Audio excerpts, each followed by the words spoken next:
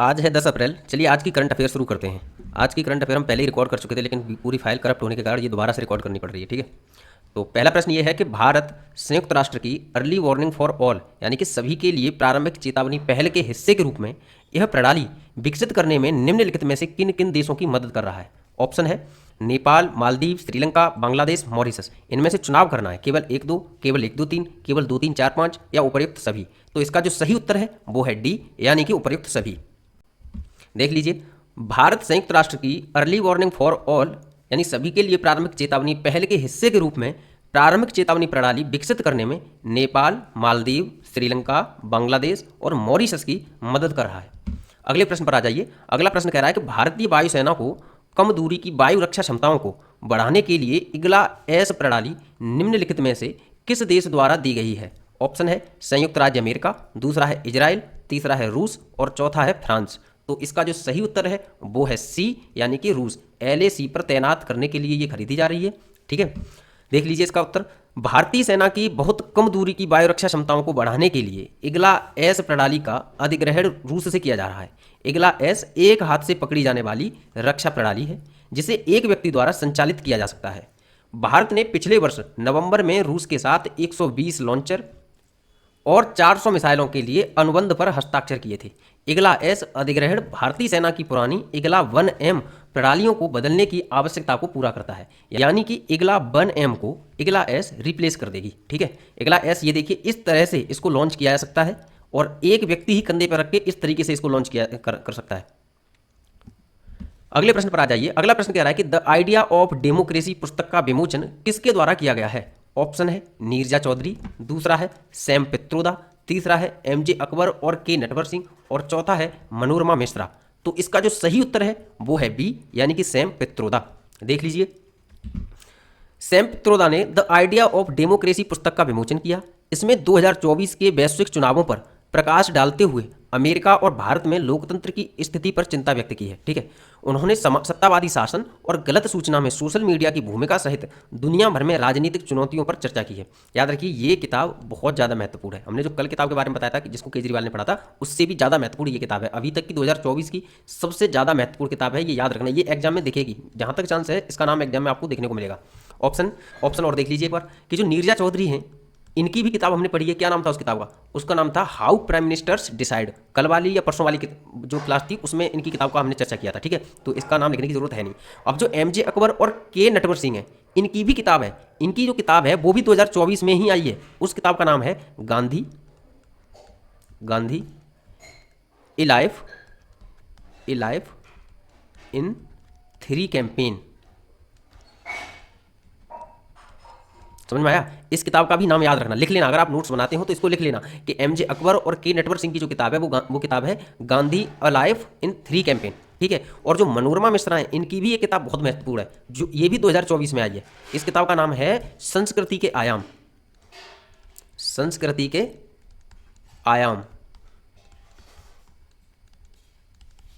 ठीक है, ये चीज़ आपको याद रहनी चाहिए। ये सारी किताबों के नाम याद रखनी चाहिए। देखो अभी तक जो प्रश्न आते हैं वो नॉर्मल इस तरीके से पूछ लिए जाते हैं कि किताब का नाम दे दिया जाता है और राइटर का नाम पूछ लिया जाता है। लेकिन ऐसी पॉसिबिलिटीज़ हैं जिस हिसाब से इवोल्यूशन हो रहा है ना प्रश्नों का, ऐसी पॉसिबिलिटीज़ हैं कि इधर आपको नाम मिलेंगे किताबों के, इधर राइटर्स के नाम मिलेंगे, मिलाने को पूछ सकता है या फिर मिलान दे के पूछ सकता है कि कौन कौन से मिलान सही हैं। समझ में आ रहा है? या इनमें से कौन सा मिलान गलत है, इस तरीके से आ सकता है। तो इसलिए नाम याद रखना जरूर। आगे आ जाइए। आगे कह रहा है कि मिरज में बनने वाले सितार और तानपुरा को भौगोलिक संकेत यानी कि GI टैग दिया गया है। यह किस राज्य से संबंधित है। ऑप्शन है मध्य प्रदेश, दूसरा है महाराष्ट्र, तीसरा है छत्तीसगढ़ और चौथा है उड़ीसा। तो इसका जो सही उत्तर है वो है बी यानी कि महाराष्ट्र। देखो हाल ही में महाराष्ट्र के सांगली जिले के एक छोटे से कस्बे मिरज में बनने वाले सितार और तानपुरा को भौगोलिक संकेत यानी GI टैग दिया गया है। मिरज में सितार और तानपुरा बनाने की परंपरा 300 वर्षों से भी अधिक पुरानी है, ये याद रखना। ठीक है, अब जो मिरज म्यूजिकल इंस्ट्रूमेंट्स क्लस्टर है ना उसको सितार के लिए GI टैग मिला है और जो सॉल्ट्यून म्यूजिकल इंस्ट्रूमेंट प्रोड्यूसर फर्म को तानपुरा के लिए GI टैग मिला है। याद कैसे रखना है कि अगर पूरी कंपनी का नाम याद ना रहे इस तरीके से तो ऐसे याद रखना कि जो क्लस्टर लिखा है वो सितार के लिए मिला है और जो प्रोड्यूसर फर्म है वो तानपुरा के लिए मिला है। ठीक है, ये है सितार और ये है तानपुरा। इसमें ये तान लगे हुए हैं बहुत सारे, इसलिए इसको तानपुरा कहेंगे। अगले प्रश्न पर आ जाते हैं। अगला प्रश्न कह रहा है कि हाल ही में जम्मू एंड कश्मीर बैंक ने वर्चुअल ATM सुविधा शुरू करने के लिए किसके साथ साझेदारी की है। ऑप्शन है पेटीएम, दूसरा है एयरटेल पेमेंट बैंक, तीसरा है पेपल और चौथा है पेमार्ट इंडिया। तो इसका जो सही उत्तर है वो है डी, यानी कि पेमार्ट इंडिया। देखो, जम्मू और कश्मीर बैंक ने एक वर्चुअल एटीएम यानी वीएटीएम सेवा शुरू करने के लिए पेमार्ट इंडिया प्राइवेट लिमिटेड के साथ साझेदारी की घोषणा की है, जिसका उद्देश्य जम्मू कश्मीर और लद्दाख में ग्राहकों के लिए बैंकिंग सुविधा बढ़ाना है। इस सहयोग के माध्यम से स्थानीय व्यापारियों के माध्यम से ग्राहकों के लिए कार्ड रहित नकद निकासी की सुविधा प्रदान की जाएगी। अगले प्रश्न पर आ जाते हैं। अगला प्रश्न कह रहा है कि त्रिसेवा सम्मेलन यानी कि परिवर्तन चिंतन, जो त्रिसेवा सम्मेलन है उसका ही नाम परिवर्तन चिंतन है। परिवर्तन चिंतन किस शहर में आयोजित किया जाएगा? ऑप्शन है मुंबई, दूसरा है नई दिल्ली, तीसरा है गांधीनगर और चौथा है श्रीनगर। तो इसका जो सही उत्तर है वो है बी, यानी कि नई दिल्ली। परिवर्तन चिंतन सभी त्रिसेवा संस्थानों के प्रमुखों का पहला सम्मेलन होगा। इस चर्चा की अध्यक्षता chief of defence staff general Anil Chauhan करेंगे। आज तो बड़ी गंभीर हालत होगी, यहाँ से फिर से नई रिकॉर्डिंग करनी पड़ रही है। पीछे की रिकॉर्डिंग हुई थी और ये इससे आगे हुई नहीं, पता नहीं क्या इशू हो गया, बड़ा टेक्निकल एरर आ गया। अब कह रहा है प्रश्न की चर्चा में रहा जेपोरिजिया परमाणु संयंत्र निम्नलिखित में से किस देश में अवस्थित है? ऑप्शन है रूस, दूसरा है जर्मनी, तीसरा है फ्रांस और चौथा है यूक्रेन।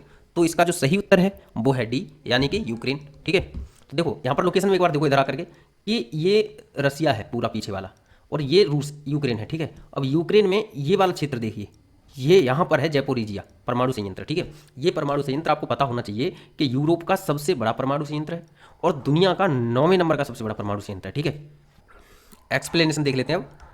संयुक्त राष्ट्र की इंटरनेशनल एटॉमिक एनर्जी एजेंसी यानी IAEA ने जयपोरिजिया न्यूक्लियर पावर प्लांट पर ड्रोन अटैक की जानकारी दी है।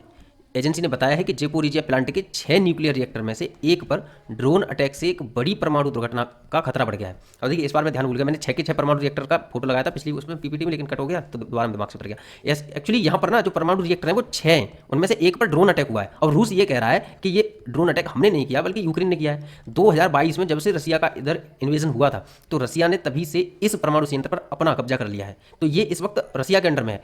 तो इसके जो एक रिएक्टर पर जो परमाणु हमला हुआ, इसीलिए ये कह रहा है कि हमारे द्वारा नहीं किया गया, यूक्रेन के द्वारा किया गया है। अब देखो, चाहे रूस करे अटैक को चाहे यूक्रेन करे, लेकिन अगर रिएक्टर डिस्ट्रॉय होता है तो इसका खामियाजा किसको भुगतना पड़ेगा? ये तो सामान्य जनता को भुगतना पड़ेगा भाई, क्योंकि एनवायरमेंट को पूरे को भुगतना पड़ेगा तो पूरे सामान्य जनता को भुगतना पड़ेगा। ये जो एजेंसियां हैं ना, ये थोड़ी चिंतित हो रही हैं। और जेपोरिजिया प्लांट में 6 परमाणु रिएक्टर्स हैं, जो यूरोप में सबसे बड़ा और दुनिया में 9वां सबसे बड़ा प्लांट है। देख लीजिए, जो यह प्लांट है वो नीपर नदी के किनारे स्थित है और नीपर नदी यूरोप की एक प्रमुख नदी है, जो रूस के सोमोलेंस्क नामक स्थान के पास से निकलकर रूस, बेलारूस और यूक्रेन में बहने के बाद काला सागर में गिरती है। ठीक है, ये चीज़ याद रखनी कि जो नदी है वो काला सागर में गिरती है और निकलती कहाँ से है? रूस से, नीपर नदी। ठीक है, काला सागर में गिरने वाली नदियाँ हैं डेन्यूब, डॉन, नीपर। याद रखिए, इनको याद कर लीजिए अच्छे से, डेन्यूब, डॉन, नीपर, DDN। काला सागर में गिरने वाली नदियाँ, कभी कैस्पियन सागर में गिराएगा, कभी भूमध्य सागर में गिराएगा, ऐसे करके आपको कंफ्यूज करेगा। ठीक है, लेकिन आपको याद रखना है कि DDN, डेन्यूब, डॉन, नीपर, तीनों नदियाँ ब्लैक सी में गिरती हैं। और तीनों के अलावा किसी बोलगा उल्गा का नाम ले तो वो नहीं है। ठीक है, याद रखना।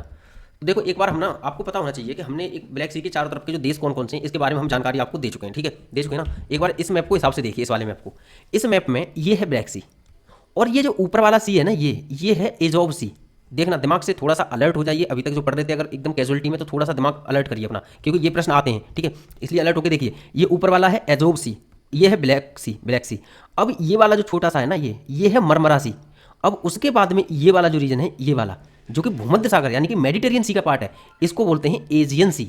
याद होगा, दोबारा सोचो, जो मेडिटेरियन सी का पार्ट है ये है एजियन सी। इसके ऊपर जो ये वाला है छोटा सा, ये है मरमरा सी। उसके बाद में ये इतना बड़ा ब्लैक सी और उसके बाद में ये वाला एजोव सी। ठीक है, अब इसको यहाँ पर देखिए, अभी जो हम क्या क्या देख के आए, एजियन सी और ये वाला मरमरा सी, ये वाला ब्लैक सी और ये वाला एजोव सी। अब ये हम क्यों बता रहे हैं वो समझो। एजोव सी और ब्लैक सी के बीच में एक स्ट्रेट है, इसे बोलते हैं कर्च स्ट्रेट। दिमाग में तो जरा।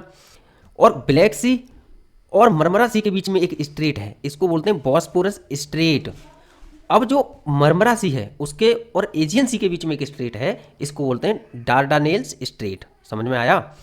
दोबारा से देखो, एजोव सी और ब्लैक सी के बीच में कर्च स्ट्रेट, ब्लैक सी और मरमरा सी के बीच में बॉस्पोरस स्ट्रेट, और मरमरा सी और एजियन सी के बीच में डार्डानेल्स स्ट्रेट। अब देखो एक और बार ध्यान से कि ये जो बॉस्पोरस स्ट्रेट है ये और जो डार्डानेल्स स्ट्रेट है ये, इन दोनों स्ट्रेट को मिलाकर के पता है क्या बोलते हैं? Turkish straight. Turkish straight. ठीक है, प्रश्न इस तरीके से आ सकता है कि टर्किश स्टेट में कौन कौन सी स्टेट शामिल की जाती हैं, तो बॉस्पोरस होगी और डार्डानेल्स होगी। बाकी के ये सारे जो सागरों के हमने जलीय निकाय बताए उनके बीच में कौन कौन सी स्टेट है वो सही से आपको याद रखनी है।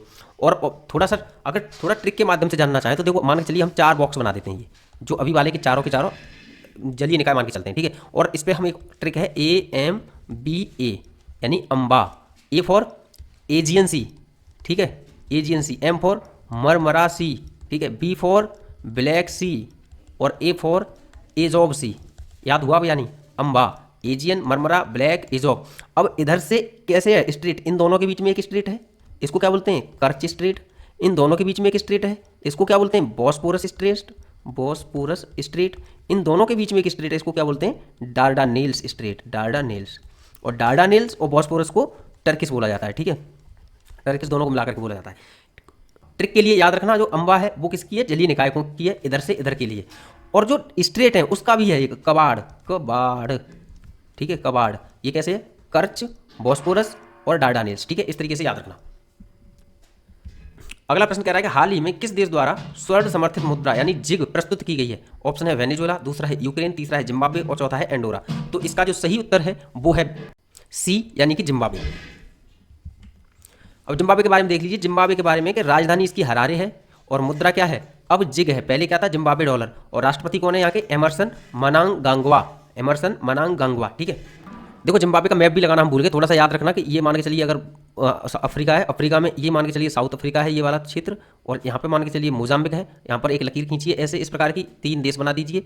तो ये वाला जो देश है ना, ये होगा, ये वाला नामीबिया होगा और ये वाला बोत्सवाना होगा, ये बोत्सवाना होगा और ये नामीबिया होगा, ये जिम्बाब्वे होगा। और ये वाला जो पतला पतला सा है यहाँ पर, ये मोजाम्बिक होगा। और ये वाला जो देश है वो साउथ अफ्रीका होगा, ठीक है। अब समझो असल में मामला है क्या, कि जिम्बाब्वे है ना, जिम्बाब्वे में क्योंकि आपको पता है कि देखो व्हाइट लोगों ने ना हर जगह पर शासन किया है, उन्होंने उपनिवेश बना के रखा है। लेकिन अभी क्या हुआ कि जिम्बाब्वे जब देश आज़ाद हो गया उसके बाद में यहाँ पर व्हाइट लोग सत्ता तो छोड़कर चले गए, लेकिन यहाँ की जो बड़ी बड़ी जायदाद थी उन पर उनका फिर भी कब्जा बना हुआ था, ठीक है, सत्ता नहीं थी लेकिन जायदाद थी। तो व्हाइट लोग और ब्लैक लोग दोनों लोग जिम्बाब्वे में रह रहे हैं। अब जो व्हाइट लोग हैं, व्हाइट लोगों के हाथों में क्या है? पूरी जमीन जायदाद और मतलब धन संपदा सब व्हाइट लोगों के हाथ में, लेकिन सत्ता जो है वो ब्लैक लोगों के हाथ में आ गई है। ये बात क्लियर हुई? तो ब्लैक लोगों ने क्या किया कि जितनी भी जमीन जायदाद और जितनी भी भूमि थी वो सारी की सारी व्हाइट लोगों से लेकर के ब्लैक लोगों में डिस्ट्रीब्यूट कर दी। बात समझ में आ रही है? इससे क्या हुआ कि देखो व्हाइट लोगों को जानकारी थी, अनुभव था खेती करने का और अच्छी से अच्छी उत्पादकता प्राप्त करने का, लेकिन ब्लैक लोगों को ये अनुभव नहीं था। उन्हें काम करने का अनुभव था, लेकिन उत्पादकता को कैसे मेंटेन करा जाए, किस तरीके से नई तकनीक का प्रयोग किया जाए फसलों में, खेतों को किस तरीके से मैनेज करके रखा जाए, ये ब्लैक लोगों को सही जानकारी नहीं थी। इसलिए जिम्बाब्वे का उत्पादन बहुत ज़्यादा गिर गया। और दूसरी ओर जिम्बाब्वे क्या कर रहा था? कॉन्गो में सेना को सहायता दे रहा था, उसका कुछ अलग ही डिस्प्यूट बना हुआ था वहां पर सेना का। तो इसलिए ना वो क्या कर रहा था कि अपना पैसा कॉन्गो को भेज रहा था, मतलब कॉन्गो की सरकार को नहीं, कॉन्गो में जो सेनाएं लड़ रही थी उनके लिए भेज रहा था। अब ये एक अलग डिस्प्यूट है, उस पर हम चर्चा नहीं छेड़ सकते। हमें समझाना यहाँ पर ये है कि यहाँ पैसा भेजने के लिए जिम्बाब्वे ने क्या करा कि करेंसी को छापना शुरू कर दिया। और करेंसी को जब छापना शुरू कर दिया एक तरफ, और दूसरी तरफ हम इधर देख चुके हैं कि उत्पादन गिर चुका है। और करेंसी तो मार्केट में बहुत सारी है और उत्पादन यानी कि वस्तुएं हैं नहीं। होगा क्या? होगा ये कि लोगों के बीच में कंपटीशन बढ़ जाएगी, ग्राहकों के बीच में कंपटीशन बढ़ जाएगी उस चीज़ों को खरीदने के लिए, और इसलिए एक चीज़ यहाँ पर जनरेट हो जाएगी, उसे बोलते हैं इन्फ्लेशन।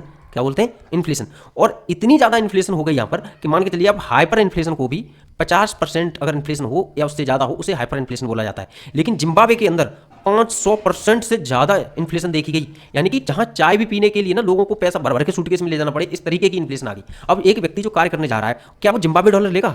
मान के चलिए वो काम करके आता है, आज वो काम करने गया और वापस गया, हर बार क्या करता था कि वो मान के चलिए वापस आकर के 10 किलो गेहूँ ले लेता था, मान के चलिए 1 जिम्बाब्वे डॉलर में 10 किलो गेहूं ले लेता था। अब जब वापस लौट के आया अब उसको 1 किलो गेहूं मिल रहा है, तो भाई पैसा तो उसकी, इसकी वैल्यू तो गिर रही है। इसलिए लोगों ने क्या किया कि जिम्बाब्वे डॉलर को लेने की बजाय जो लेन देन शुरू किया वो किसमें किया? यूएस डॉलर में।